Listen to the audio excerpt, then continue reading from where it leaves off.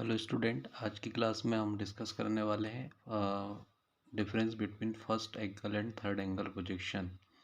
है ना। अभी पूरी प्रीवियस क्लास में हमने देखा था कि चारों एंगल में क्या किस तरीके से अपन किसी ऑब्जेक्ट की पोजीशन का यूज़ करके कौन से कोऑर्डिनेट में हमारा ऑब्जेक्ट है उसके अकॉर्डिंग अपन चारों एंगल डिटेल में डिस्कस कर चुके हैं। आज हम बात करें कि हमें किस तरीके से हमारी एग्ज़ाम में first angle and third angle projection में डिफरेंस लिखना है ताकि हम कम्प्लीटली पूरे तरीके से अपने नंबर गेन कर सकें। ठीक है, तो सबसे पहले अपन स्टार्ट करते हैं कि बेसिक डिफरेंस क्या है।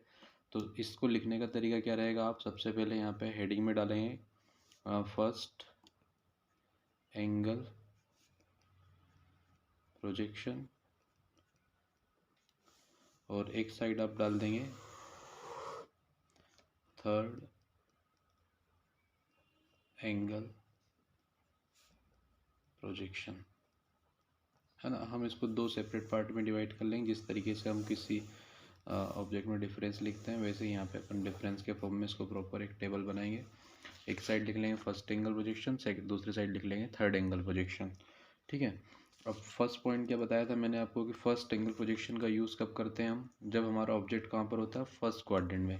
तो अपन क्या लिखेंगे यहाँ पे, ऑब्जेक्ट कहाँ होना चाहिए आपका फर्स्ट एंगल के लिए, ऑब्जेक्ट शुड बी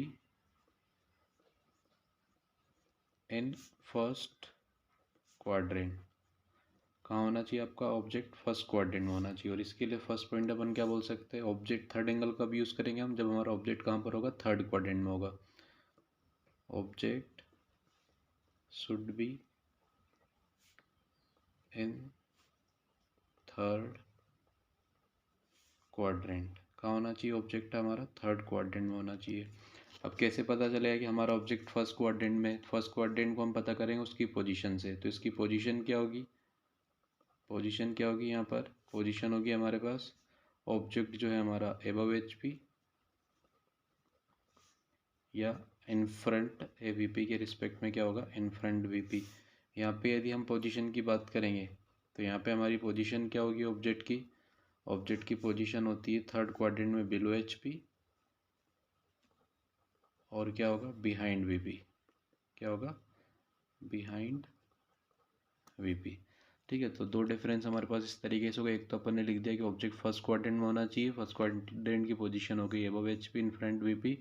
और दूसरा इसमें हो गया ऑब्जेक्ट हमारा थर्ड क्वाड्रेंट में होना चाहिए और थर्ड क्वाड्रेंट की पोजीशन होगी हमारे पास below H P and behind V P.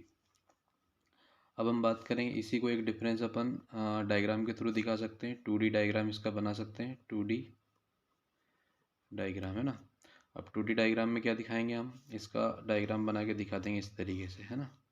ये हो गया आपका एच पी, है ना, और ये हो गया इसका वी पी। और इसी के अंदर यहाँ दिखा देंगे अपन इसका 2D डायग्राम। तो पहले यहाँ दिखा देते हैं फर्स्ट क्वाड्रेंट में हमारा ऑब्जेक्ट कहाँ पर है, यहाँ पर ये एच पी वी पी, यहाँ पे ये एक्स वाई लाइन को रिप्रेजेंट करेगा पॉइंट, क्योंकि एच पी वी पी यहीं पे इंटरसेक्ट हो रहे हैं।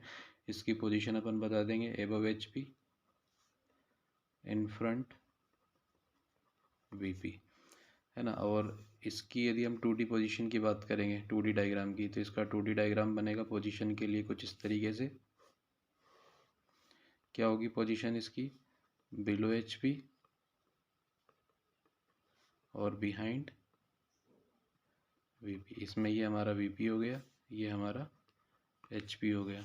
ठीक है, तो ये तो हो गया इसके 2D डायग्राम, ये हो गया एक्स वाई लाइन। अब हम इसी के यदि 3D डायग्राम की बात करें तो फोर्थ पॉइंट में हम इस तरह से दिखा सकते हैं 3D डायग्राम।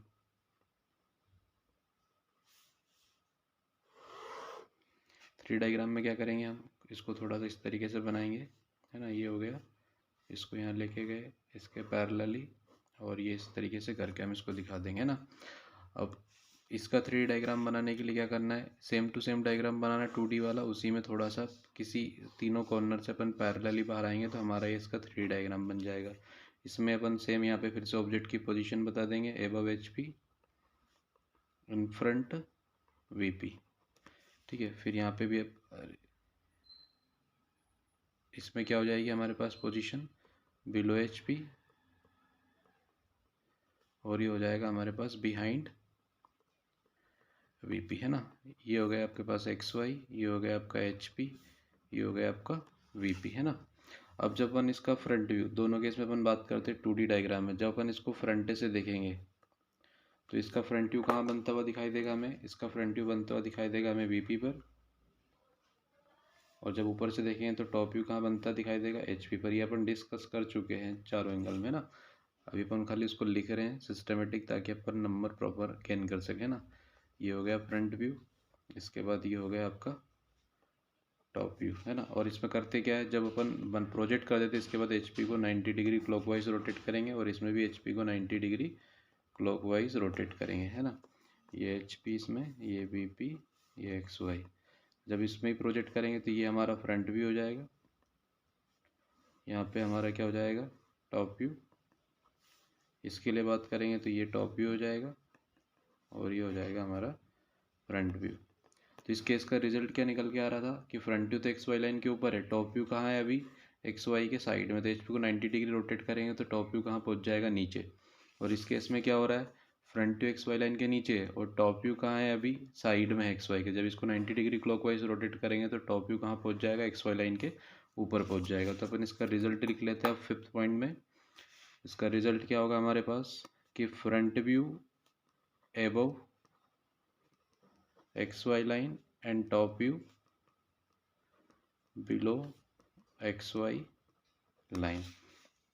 इसके अंदर लिख देंगे इसका 5th पॉइंट क्या होगा, front view below XY line, below XY line and top view above XY line. Okay. 6th difference क्या दिखा देंगे यहाँ पर, इसी को लाइन डायग्राम से रिप्रेजेंट कर देंगे, XY लाइन दिखा के। XY यहाँ आप ऊपर लिख देंगे फ्रंट व्यू, नीचे लिख देंगे टॉप व्यू, और इसमें ऊपर लिख देंगे टॉप व्यू और नीचे लिख देंगे फ्रंट व्यू, है ना। अब कुछ डिफरेंस और होते हैं, ये तो हमारे बेसिक डिफरेंस हो गए जो कि हमें लिखना ही है। इसके बाद बात होती है इसके सिंबल की। इसके फर्स्ट एंगल के लिए हम सिंबल क्या यूज़ करते हैं, तो इसके लिए जो सिंबल होता है हमारे पास कुछ इस तरीके से होता है। एक फ्रस्टम रहता है, उस फ्रस्टम को जब अपन सामने से देखते हैं तो कुछ इस तरीके से उसका शेप दिखाई देता है। और ये होता है उसका फ्रंट व्यू फ्रस्टम का, और ये हो जाता है इसी का